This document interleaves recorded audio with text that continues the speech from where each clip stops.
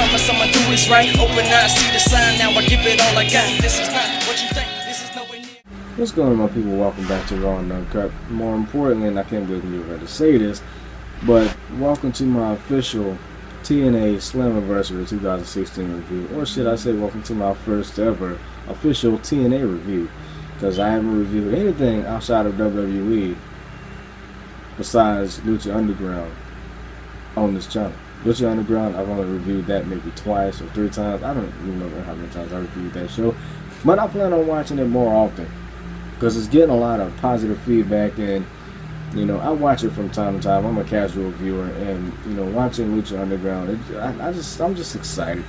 And Lucha Underground, you know, it lets me know why I became a wrestling fan in the first place, because I mean, the storylines are just fucking awesome. Whoever writes the show, whoever produces the show, fucking love you, bro. No homo. No homo. As for TNA, Slammiversary, I actually enjoyed the show. I'm not gonna lie, but just because I enjoyed the show doesn't mean I'm actually gonna, you know, be reviewing, let alone watching the weekly product. Because one show is not gonna get me to give a fuck. To be honest, I still don't give a shit.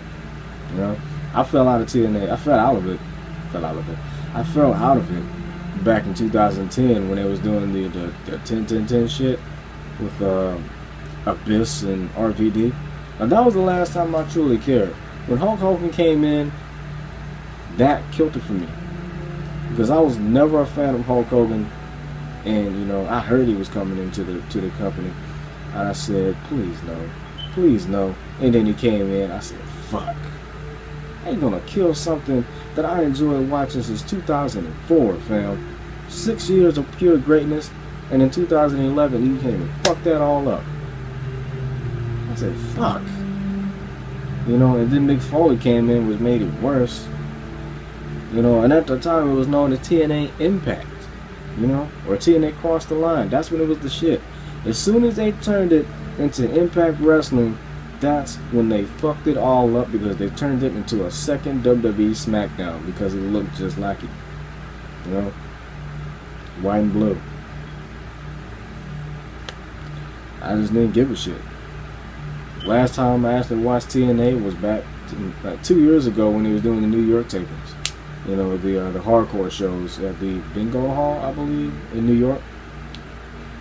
Those shows were actually good. It was like 8 of them, but 3 of them suck fucking balls, bro. 3 of them suck balls, but as for the rest of them, I enjoyed them. You know, it was like attitude, not attitude, ECW, as I should say. You know, because you had the Dudley Boys, you had Sabu and RVD. Bill Alfonso actually made an appearance. You had Rhino, I think. You know, pretty much a lot of ECW originals. Even TheJay showed up. You know, TheJay looked different. He shaved his goatee. Huh. Sabu shaved his head. TheJay looks kind of funny, though. I ain't gonna lie. He did get older. But that's besides the point. Talking about today's product. But after that, though, like, as soon as they went back to Orlando, like, that's when the shit started getting shitty again. You know, the New York shows, they were hardcore for a reason. You know, it's a shit that you'd never see in WWE, or shit that you haven't seen in WWE in years. You know, headshots, blood, and lots of it. You know, a bunch of table spots that you don't see in WWE. Like, you see front flips through the table and shit. You always see that shit in WWE. But in TNA, like, you get glass tables, you get thumbtacks, you know, and they do a lot with it, you know. Like, thumbtacks, they use that in, like, the middle of the match, sometimes in the beginning of the match, you know. WWE, they don't use that shit till the end of the match. Perfect example, that boring-ass Asylum match. But we're not talking about WWE, we're talking about Slammiversary. Slammiversary was a pretty damn good show, lots of decent matches. It was a great wrestling show, I should say. Go ahead and get started with the review, shall we? We start off with the Fatal 4-Way X Division Championship match. We got Eddie Edwards versus DJZ versus Trevor Lee versus Andrew Everett. And there's a lot of new people in TNA that I've never seen before. Trevor Lee, Andrew Everett, goddamn Grado. What's that Indian dude's name? Dude that looked like Jinder Mahal. Mahabali Shera. I think that's how you say his name. I don't know who the fuck he is. Sienna, Jade. I know Jade is from Shimmer. I think she is. So is Marty Bell. Her sexy ass. Speaking of ass, she got ass. As soon as I seen her, bruh, I said, that ass! Braxton Sutter, I don't know who the fuck he is. I know he fought in the Indies, but I still don't know who the hell he is. Elon Drake, I don't know who that is. Bram, I know him as Kenneth Cameron from the original Ascension. Yeah, that's about it. There's a lot of people on the show who I don't, really know. Bars, the shit right. But the S Division Championship match, we'll go back to it. Eddie Edwards won the match. I gave this 3.5 stars. It was a great opener. Fun match. Mostly spot fest, but fun match nonetheless. Then we get a EC3 interview. And he wants to end his quest for redemption against Mike Bennett. Basically what this was, Mike Bennett was the first person to pin EC3, because EC3 was undefeated for the longest. He went on like a Umaga type of run. He was undefeated for the longest, and he was finally defeated by a newcomer to the business. Except with Umaga, he got defeated by the face of the company, and his push was devalued and got fucked over ever since. I mean, he lost to Triple H. He lost to Santino Marella of all people. That's how you know he got fucked. So, yeah. If you lose to John Cena, if you lose to Santino Marella, consider yourself buried. But Mike Bennett was the first person to pin EC3, and EC3 just couldn't get over that, so he wanted his win back, and he finally got his win back. That was his quest for redemption.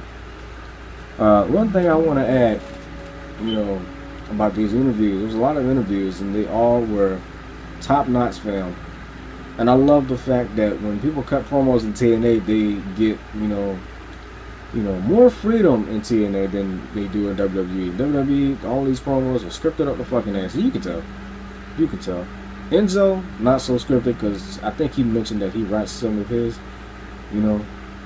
he kind of raps a little bit. He rhymes, He's like the new 2004 John Cena kind of, Everybody else just scripted up the fucking ass, especially Roman Reigns. He's more scripted than anybody,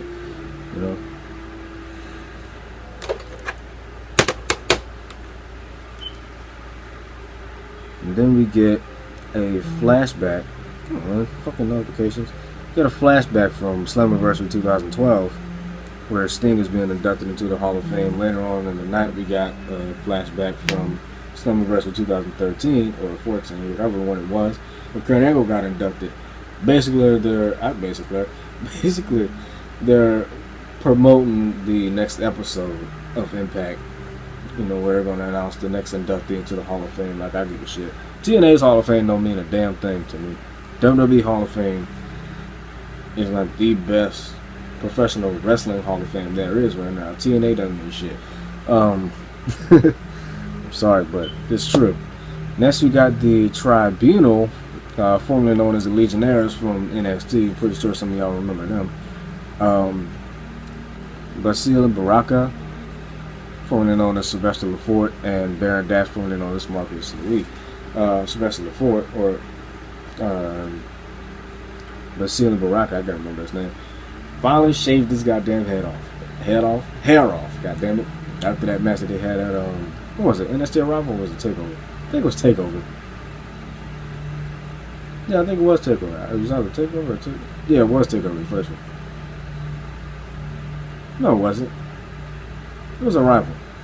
Or TakeOver Arrival, one of them. I don't remember. But the Tribunal versus Grado and Mahabali Shera. Tribunal won, of course. I rated this match 2.5 stars. I was going to rate it 3, but considering how annoying Al Snow was with that fucking whistle, come on, man. I got annoyed enough with Bill Alfonso back in the day. I don't want to revisit that shit in 2016. Please, put the fucking whistle down and just be the annoying manager that you already are. Just get rid of the fucking whistle. God damn. It was a decent match, though. Next, we got a triple threat knockouts championship match between Sienna, Jade, and Gail Kim. Now, what was originally supposed to happen was supposed to be Gail Kim versus Maria, but seeing as that Maria got, hand injury, turn the left hand right. She had a hand injury, so she couldn't compete. So they entered Gail Kim into the Sienna versus Jade match. It was originally supposed to be Sienna versus Jade for the Knockouts Championship, Jade being the champion. Also for the X Division Championship, Trevor Lee was the champion, but Eddie Edwards defeated him to become the champion. Forgot to mention that. Jade is the champion in this situation. And it's supposed to be Jade versus Sienna, but Gail Kim got inserted due to not being able to wrestle Maria because she got injured. So they made this a triple threat match. It was an okay match. It was like an average WWE Divas match. And I do mean divas. Not women, but divas. Women is different, but divas.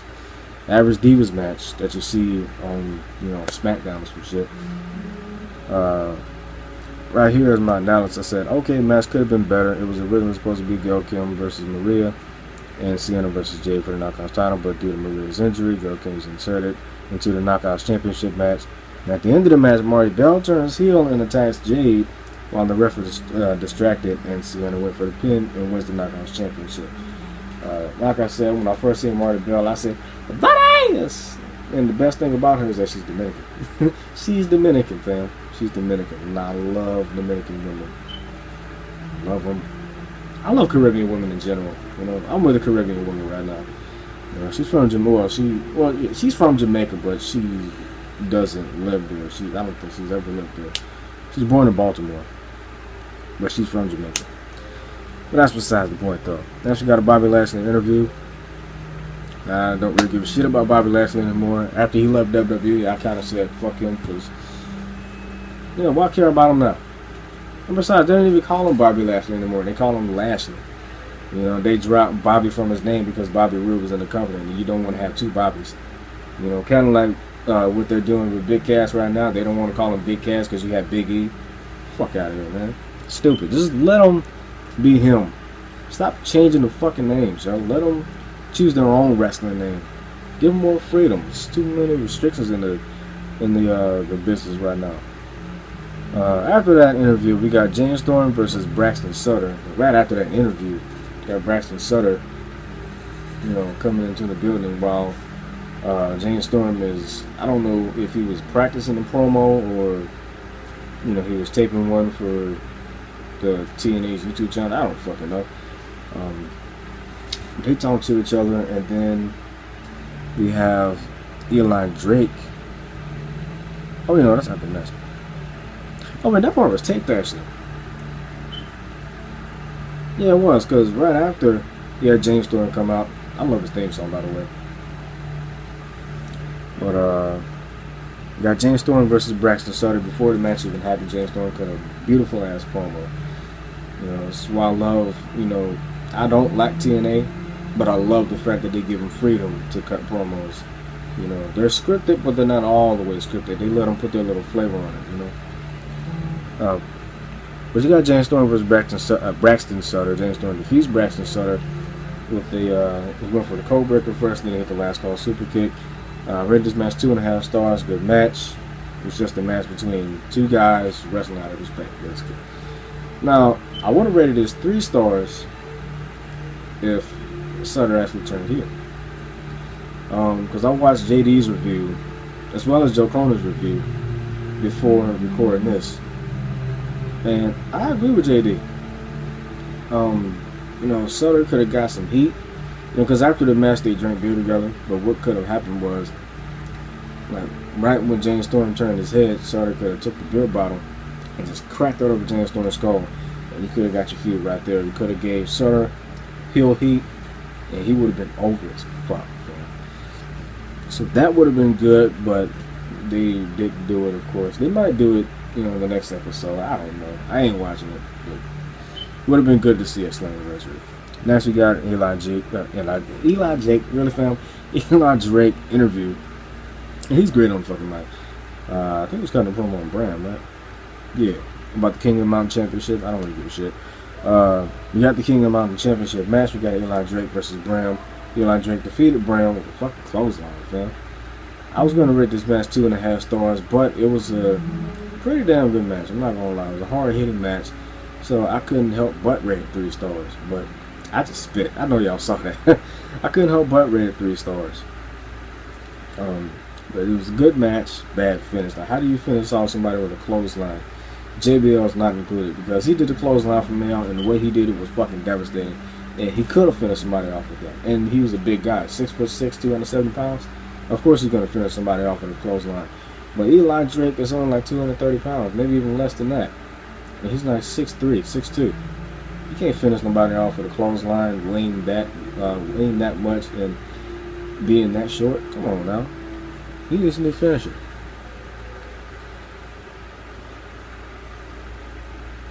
Next we got EC3 versus Mike Bennett. 3.5 stars, one of the best matches on the card. Great match, and this is where 50-50 booking comes into play and where it actually makes sense. See, when you use 50-50 booking, you gotta use it where it makes sense. You know, unlike WWE where they use it more often, TNA knows how to use 50-50 booking. So I'll give them that. But this is a great match. I think, yeah, I rated 3.5 stars. EC3 won the match, of course. I was going to rate it 4 stars, but EC3 did the same moves over and over and over again. He went for the Stinger Splash or the EC3 Splash, whatever the fuck they call it. You know, he went for that 3 times. He missed it twice and got it the 3rd time. He went for the 1%, I believe was the name of his finisher. He went for that 3 times. Mike Bennett kicked out twice. He went for the TK3 twice. TK3 is basically a TKO. Basically Bobby Roode's finisher. He went for that on the apron, and he went for that in the ring, and finished him off with the 1%. So, great match, hard-hitting match, but too many of the same moves, pretty much. Next we got the Full Metal Mayhem match, where they added an extra stipulation of Falls Count Anywhere. I don't remember Full Metal Mayhem ever having a Falls Count Anywhere stipulation. But you got Jeff Hardy versus Matt Hardy. Before we even get into the match, I was kind of sour on this new Matt Hardy character. I didn't know what the fuck they were doing at first, but I've seen clips of it on YouTube. I mean, I didn't even know, you know, what they was doing with Matt Hardy at first. I didn't even know what was going on because I wasn't aware of it, because I wasn't watching. I heard somebody say that Matt Hardy has a new character, and I decided to check it out on YouTube, and I seen what they were doing. I said, what the fuck is this? This shit is, what are they doing? It's like he's trying to live with some kind of Shakespearean era or some shit. He's playing piano. He's using this, you know, fucked up kind of accent. You know, and at the first couple times I've seen it, I was kind of sour on it, but as I watch it, you know, and I get deep into it, ain't no pause, I'm not in a pause mode, but I get deep into it, I just get kind of, you know, more and more interested into it. And just like JD and Joe Cronin, Matt Hardy is the reason why I watched this show. I just wanted to see how this would play out. And to be completely honest, I'm loving this shit. You know, he cut a promo before the match even happened. Beautiful ass fucking promo. Weird, but fucking beautiful. I enjoy it, man. And then the match itself, best match on the card by far. One of the best matches. Fuck it, yeah, best match on the card. It's like the only match on the card that I rated 4 stars, right? Yep, only match on the card that I rated 4 stars. Now, it was an awesome match. New Matt Hardy is hilarious. It's a stupid gimmick, but entertaining as fuck. And it's working at the moment. Jeff Hardy defeated Matt Hardy. Wouldn't have worked if Matt Hardy would have defeated Jeff Hardy, because I wanted to see what he was going to do after the match. I kind of predicted that, I don't usually do predictions for TNA, but I kind of predicted that he was going to do something completely crazy and weird at the end of the match if he won. But of course, the babyface has to go over in this situation. They didn't really do much, but they did use more tools than they use in WWE. Because, you know, your typical no disqualification match or your TLC match, that's all they use is the tables, ladders, and chairs. Some the kendo sticks here and there, still steps here and there, but that's about it. You know, sometimes they use the announce table, but it never breaks. In TNA, they use the ladder, they use the table, they use the chairs, they use kendo sticks, they use fucking trash cans, they use trash can lids, they use this one long ass ladder, you know, like this fire truck ladder. Jeff Hardy took the ladder and, you know, he opened it up all the way, and he balanced it between the ropes from one side of the ring to the other, and I'm like, holy shit, you do not see this in WWE. Why don't they do this in WWE? Yes, I know they don't want to risk injury, but goddamn, let us see something. Stop restricting every goddamn thing, man. This match was awesome. You know, very attitude era-esque, man. I was born into the attitude era, and I grew up doing the ruthless aggression era. I've been watching wrestling since I was 2. You know, I was born in '96, but I started watching wrestling in '98, man. And I've been in love with it ever since. And this was not one of the best TLC. It basically is a TLC match, but it's not one of the best Full Metal Media matches I've seen since the first one I've seen. But it's the best one I've seen in a long time. That's the way I'll put it. Next, we got the Decay backstage cutting a promo. I actually enjoyed this promo. I kind of liked the Decay, I'm not gonna lie. Abyss finally took that damn mask off. No more Joseph Park. You know, that shit was horrible back in 2011, because that also made me quit watching TNA. That damn Joseph Park bullshit. Joseph Park, Hulk Hogan, and Mick Foley pretty much is the reason why I stopped watching TNA. Mick Foley wasn't even there long though. I mean, he came in when it was TNA Cross the Line, and he switched it to Impact Wrestling, and then he left shortly after that. I don't know what the fuck he did. But Hulk Hogan pretty much killed the whole entire fucking product for me. That's besides the point, though. Yeah, the Decay cuts a promo, and, you know, I'm actually starting to love the Decay. Am I the only one that wants to smash Rosemary? I'm serious, man. The bitch she's weird, but she's fine as hell, and, you know, I like that about her.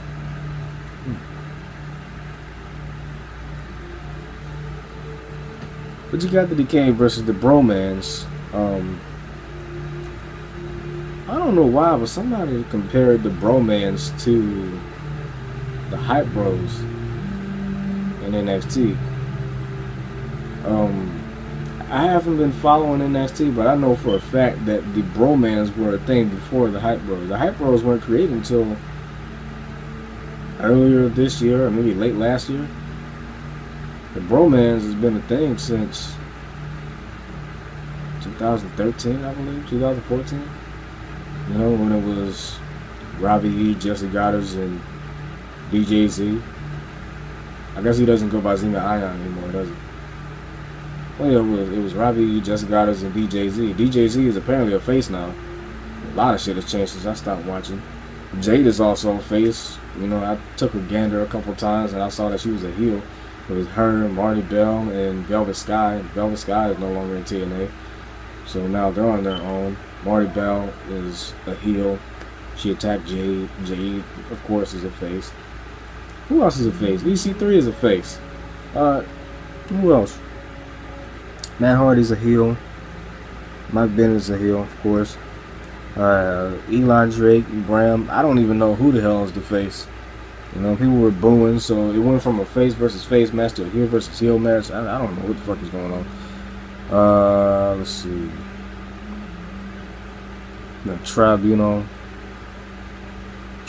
however you say this. I'm just gonna say the Legionnaires, because that's who I know them as. That's who I know them as. I can't even say Tribunal, man. Legionnaires is what I'm gonna refer to them as. I don't know about those names though. Basile, Baraka, and Baron Dax. Those names is kind of ass. I like Sylvester Lafort and Marcus Louis better. That sounds a whole lot better than Basile, Baraka, and Baron Dax. That don't even sound like a French name. Sylvester Lafort sounds absolutely French. Marcus Louis sounds absolutely French. See, when it comes to naming people or changing names in wrestling businesses, I think WWE has it down pat, to be honest.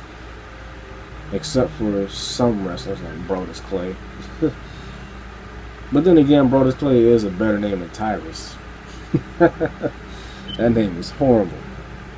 But at least he's doing better in TNA than WWE, because they're booking him like the monster that he's supposed to be booked as in WWE, but instead they booked him as this fucking dinosaur that nobody gave a shit about.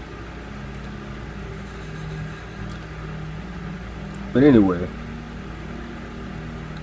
the Decay comes out to The Nobodies by Marilyn Manson. I love that song, man. I don't know why. After hearing that song for the first time when they came out, because I watched the clip of them making their debut on YouTube, and I said, what song is that? And I listened to the lyrics, and I said, wait, is that Marilyn Manson? And then I think Josh Matthews, either him or D'Angelo Dinero, one of them said the name of the goddamn song, and I looked it up and I just listened to it. Listened to the whole song, like, goddamn, it's a very good song. You know, I'm not really into heavy metal like that, but goddamn, that was a good ass song.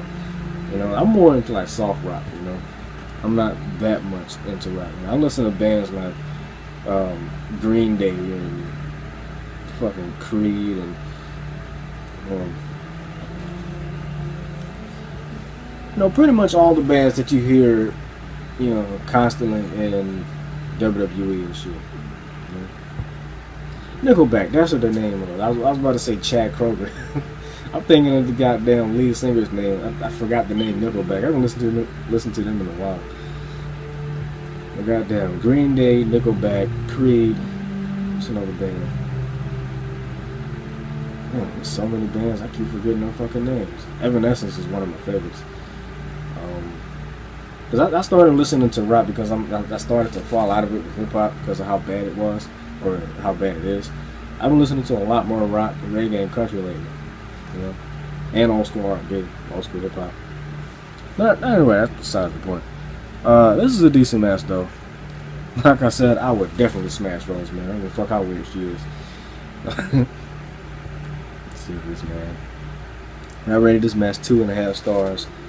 I love the fact that they can do intergender matches in TNA, you know, where they have that shit restricted in WWE. You know they can do power drivers in TNA?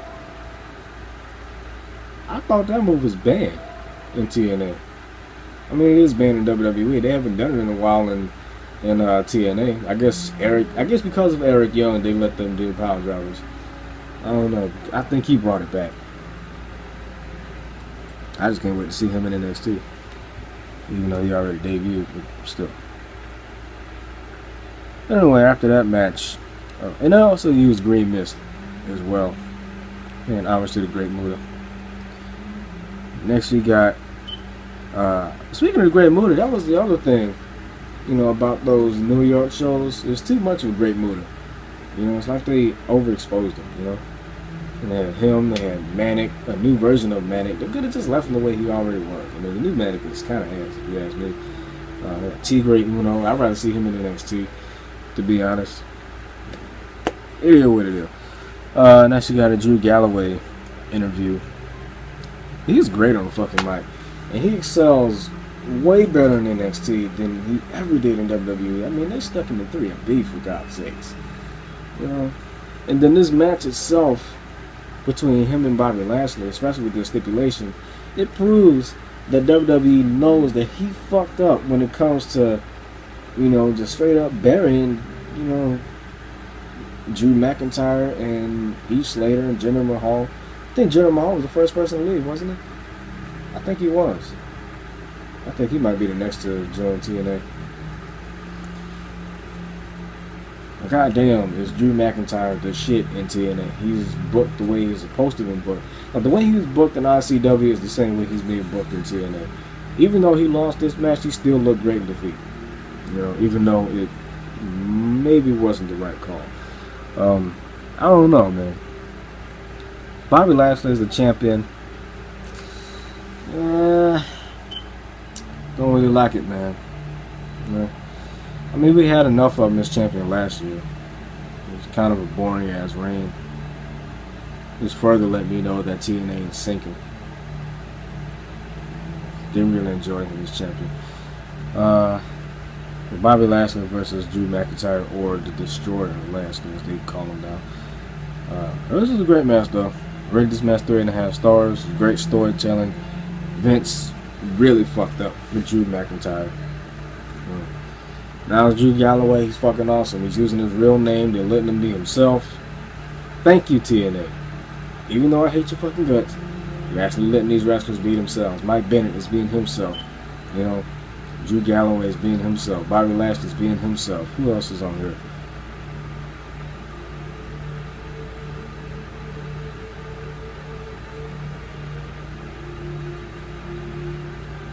Got EC3 being himself instead of being the spoiled ass rich kid. Remember when he first came to TNA, fam? He was supposed to be booked as I think Dixie Carter's deranged nephew or some shit. Horrible fucking booking. But that didn't defeat the purpose that he was, you know, fucking phenomenal in the ring. I said phenomenal in the ring. Goddamn. Who else has been themselves? Gail Kim's being herself. Like, she's been herself since she's been in TNA. And everybody is being themselves. Nobody has a fucked up gimmick that, you know, would just die immediately. Everybody's being themselves. It's one positive I would give to TNA. A lot of bad booking, a lot of bad storylines. But when it comes to having characters, you let these characters develop by themselves instead of forcing the character on them. It's the one difference between TNA and WWE when it comes to character. You know, WWE likes to force characters, like that Mighty Mouse character that he was going to have for Adrian Neville. I swear to God, bro, I was going to quit watching WWE if they did that shit. Like, they continue to fuck up characters, man. They can't help it. Vince can't help himself. But anyway, my overall analysis of the show. Great wrestling show. No bullshit, no filler, no foolishness. Better than what we usually get on a WWE pay-per-view. And that's real. My overall rating, 7.5 out of 10. I think there was like 4 2.5 star matches. Let's see. We got the Fatal 4-Way X Division Championship match, 3.5 stars. Legionnaires versus Grado and Mahabharashara, 2.5 stars. Triple Threat Knockouts Championship match, 2 stars. James Storm versus Braxton Sutter, 2.5 stars. King of the Mountain Championship, 3 stars. EC3 versus Mike Bennett, 3.5. Full Metal Mayhem, 4.5. And that's mostly due to storytelling and Matt Hardy's weird ass.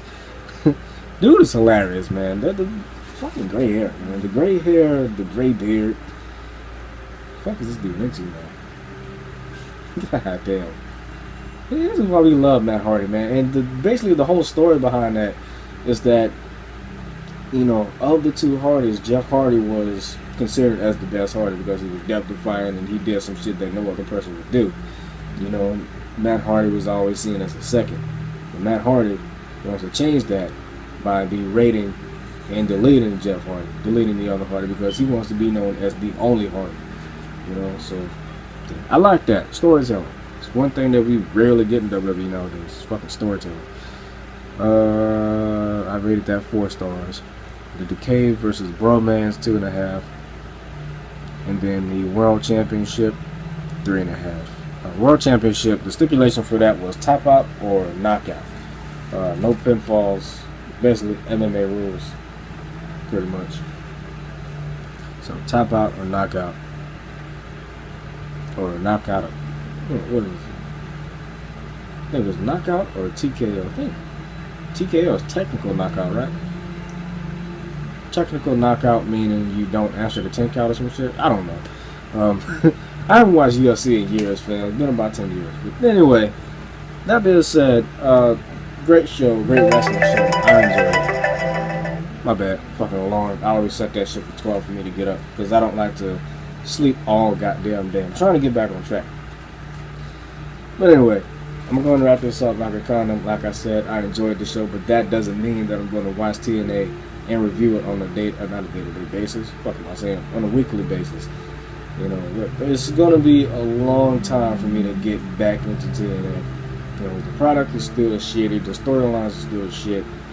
They got a long way to go, man. The same thing goes for WWE. You see, I don't review Raw all the time. I didn't review last week's Raw.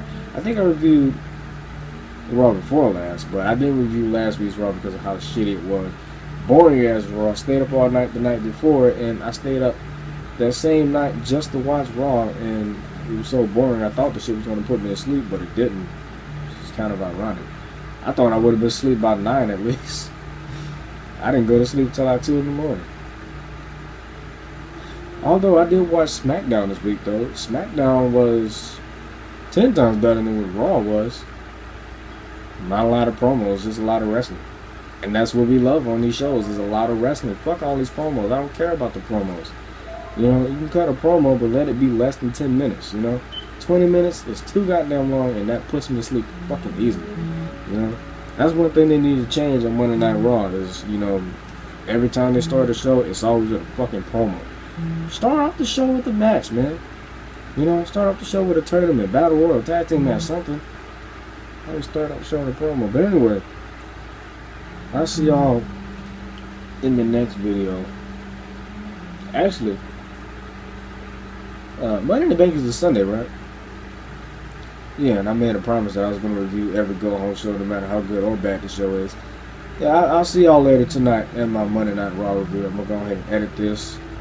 And I'm going to try to get it up by at least... What time is it? I got to hurry up for my phone died. Shit at 11%. It's 12:02 right now. I'm going to try to get this up by at least 6 or 7. I don't know. I'm going to just say I'm going to try to get it up before Monday Night Raw. Alright, I'm getting up before Raw. I'm going to watch Raw. I'm going to review Raw. And I'm going to try to get that review up tonight as well. If not tonight, then tomorrow. I might be tired as fuck by the end of Raw. Because I haven't been asleep yet. I woke up around 9 something yesterday. So, yeah, anyway. I'm out, man. Peace. Fuck Donald Trump. Bye.